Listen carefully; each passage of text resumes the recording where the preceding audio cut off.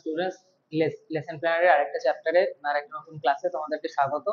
তো আমরা আগেরটারই কন্টিনিউশনে আবার যাব, যে সিক্স চ্যাপ্টার যেটা চলছিল, যে বিংশ শতাব্দীর বিভিন্ন আন্দোলনের নারী, ছাত্র এবং প্রান্তিক মানুষের যে অংশগ্রহণ, সেখানে নারীদের ভূমিকাটা নিয়ে মূলত আলোচনা করছিলাম। দুটো হয়েছে, একটা বঙ্গভঙ্গ আন্দোলনে এবং একটা হচ্ছে অসহযোগ আন্দোলনে। এবার আমরা দেখবো আইন অমান্য আন্দোলনে নারীদের ভূমিকা কি ছিল।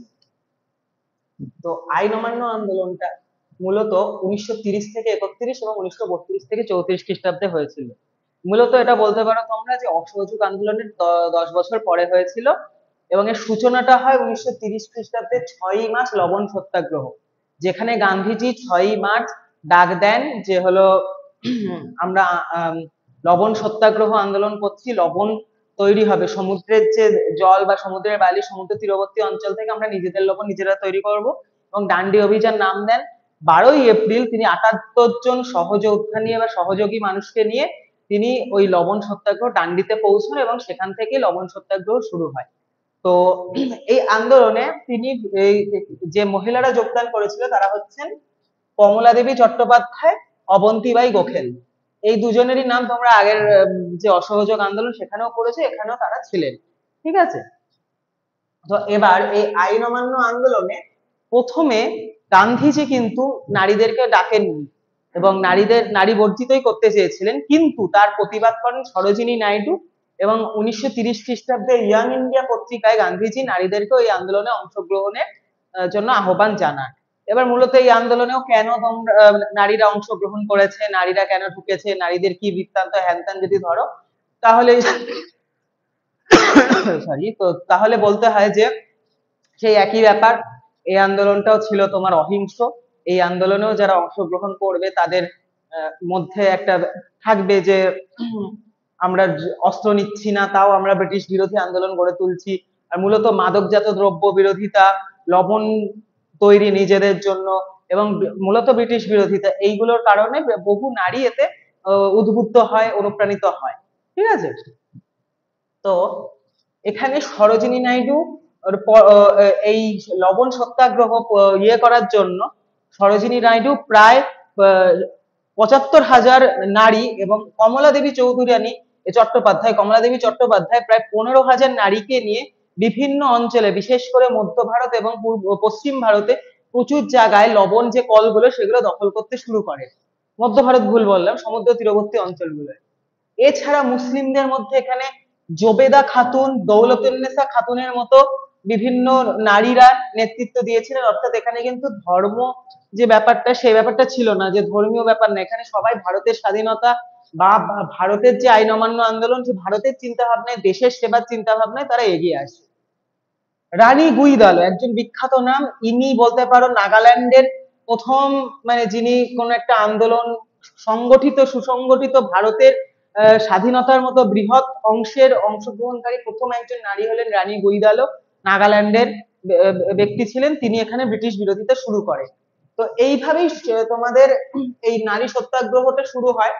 এরপর কোথায় কোথায় ছড়িয়ে পড়ে, বাংলায় মেদিনীপুরের কেশপুর অঞ্চল, মেদিনীপুরের কেশপুর অঞ্চলে যে হলো বিভিন্ন কলগুলো ছিল, সেইগুলোতে আক্রমণ করে আন্দোলনকারীরা, এবং সেখানে পুলিশের জুলুমের হাতে উর্মিবালা পারিয়া শহীদ হন।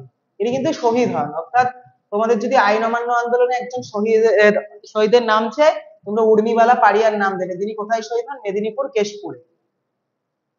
কলকাতায় নেতৃত্ব দেন উর্মিলা দেবী, ঢাকায় আশালতা সেন, বীরভূমে সত্যবালা দেবী, কুমিল্লায় লাবণ্য লতার মতো মহিলারা নেতৃত্ব দেন। এনাদের নাম তোমরা আগেও বিভিন্ন জায়গায় দেখেছো। এছাড়াও সরলা দেবী চৌধুরানী, বাসন্তী দেবী, উর্মিলা দেবী, নেলি সেনগুপ্তের মতো মহিলারাও, যাদের নাম তোমরা আগে দেখেছো, শুনেছো ভারতের স্বাধীনতা এই অসহযোগ আন্দোলনে, সেখানে তারাও কিন্তু এই আইন অমান্য আন্দোলনে মুখ্য ভূমিকা লাভ করেছিলেন। ঠিক আছে। এছাড়া 8,000 থেকে 17,000 এনারা হচ্ছে জেলবন্দি ছিলেন ভারতের। মানে এই আইন অমান্য আন্দোলনে জেলবন্দি ছিলেন 80,000 থেকে 80,000 জন বন্দী ছিলেন, জেলবন্দি, যার মধ্যে 17,000ই ছিলেন হচ্ছে মহিলা। এই হিসাবটা মাথায় রাখবে। মানে প্রায় তোমার 25% এর থেকে বেশি লোক, মহিলাই এখানে জেলবন্দি হয়েছিলেন। তাহলে কতজন অংশগ্রহণ করেছিলেন সেটা ভাবো। এই আন্দোলনটা কিন্তু নারীদের অংশগ্রহণ বিস্তৃতভাবে এবং বিস্তীর্ণভাবে দেখা যায়। এই আন্দোলনে প্রান্তিক শ্রেণীর নারীরাও অংশগ্রহণ করে, সমাজের নিচু শ্রেণীর মানুষরাও এখানে অংশগ্রহণ করে। ঠিক আছে, এই সময় কলকাতায় ছাত্রী সংঘ, দেশ সেবিকা সংঘ,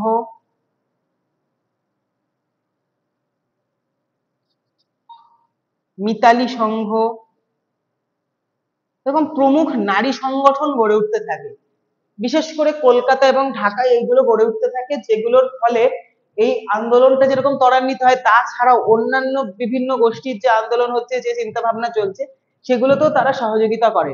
শেখর বন্দ্যোপাধ্যায় পলাশি টু পার্টিশন বলে একটা বই আছে, যেটা তোমরা যদি হায়ার স্টাডিজ করো ইতিহাস নিয়ে, তোমরা বিএ থার্ড সেমিস্টার থেকে বিএড, এখন তো বোধহয় চেঞ্জ হয়েছে, আমি জানি না এখন নতুন সিলেবাসে কি, বাট লাস্ট সেমিস্টার অনুযায়ী থার্ড সেমিস্টার থেকে কিন্তু তোমাদের ওই শেখর বন্দ্যোপাধ্যায়ের বই পড়তে হবে। সেখানে তিনি বলেছেন যে নারীরা এই আইন অমান্য আন্দোলন থেকে একদম সরাসরি এবং ফ্রন্ট লাইনে ভারতের স্বাধীনতা সংগ্রামে যুক্ত হয়ে যায়। এবং এই যে হিসেবটা দেখালাম, এটাও কিন্তু তার হিসেব, শেখর বন্দ্যোপাধ্যায়ের, যে ৮০,০০০-এর মধ্যে ১৭,০০০ নারী ছিলেন, এটাও শেখর বন্দ্যোপাধ্যায়ের লেখা। সুতরাং বুঝতে হবে যে এই আন্দোলনটা কতটা বড় ছিল এবং সেখানে মহিলারা কিন্তু অত্যন্ত গুরুত্বপূর্ণ ভূমিকা লাভ করেছিলেন। ঠিক আছে, তাহলে অসহযোগ আন্দোলনে যেখানে যেখানে নারীরা ততটাও এগিয়ে আসেনি, সমাজের উচ্চ শ্রেণীর মানুষরা ছিলেন, সেখানে কিন্তু আইন অমান্য আন্দোলনে নারী সমাজ প্রমুখ ভূমিকা লাভ করে। এবং আইন অমান্য আন্দোলনের মাধ্যমেই ভারতীয় সমাজে যে একটা মিথ যে নারীরা এগিয়ে আসে না, সেটা ভেঙে যায়। পরবর্তীকালের যে আন্দোলনগুলোতে সরাসরি এবং বিশেষ করে সুভাষচন্দ্র বোসের যে আইএনএ ফোর্স, তাতে তো ঝাঁসি রানী লক্ষ্মীবাই বলে একটা আলাদা উইং থাকবে, ঠিক আছে, লক্ষ্মী সাইগলের আন্ডারে। তো যাই হোক, এইগুলোই হচ্ছে তোমাদের এইটা অংশের, পরবর্তীতেও আরো আছে, সেগুলোতে আমরা দেখবো। ভারত ছাড়ো আন্দোলনে তোমাদের ভারত ছাড়ো আন্দোলনে নারীদের ভূমিকা টুমিকা এইগুলো। আজকের চ্যাপ্টার এই অবধি, দেখা হচ্ছে পরের অংশে। এবং যদি তোমাদের আমার ভিডিওতে কোনো অসুবিধা থাকে বা বুঝতে কিছু না থাকে, তাহলে কমেন্ট করবে, আমি সেটা রিপ্লাই দিয়ে দেবো। Thank you.